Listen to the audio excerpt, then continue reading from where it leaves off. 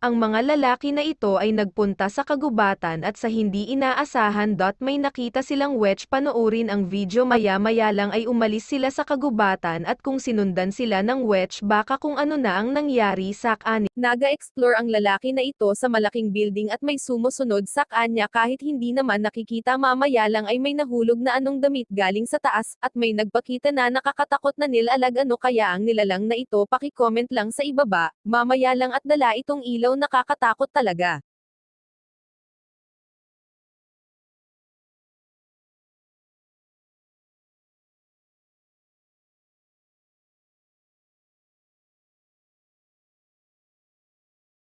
Makikita ang sasakyan na ito na palapit sa isang lalaki at nilapitan ito ng lalaki. Ay nagulat ang lalaki dahil wala palang tao sa loob ng sasakyan. Mamaya pa ay may biglang nagpakite sa taas ng sasakyan. Kulay puti ang damit sa tinjin. Ano kaya ang nilalang na ito? Ilagay lamang ang inyong sasabihin.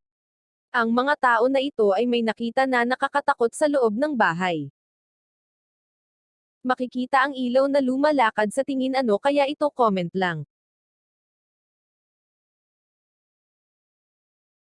Ang lalaki naman na ito ay may nakita na lumalakad na ilaw sa daan. Sa tingin nyo ano kaya ito? Ilagay lamang sa comment yan. Panoorin ang video.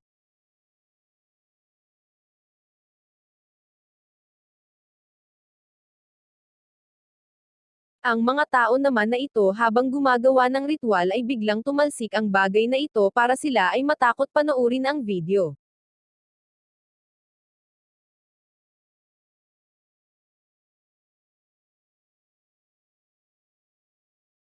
Ang video naman na ito na makikita ang isang lalaki biglang sumulpot sa likod ng truck. Time travel kaya ito? Panoorin ang video.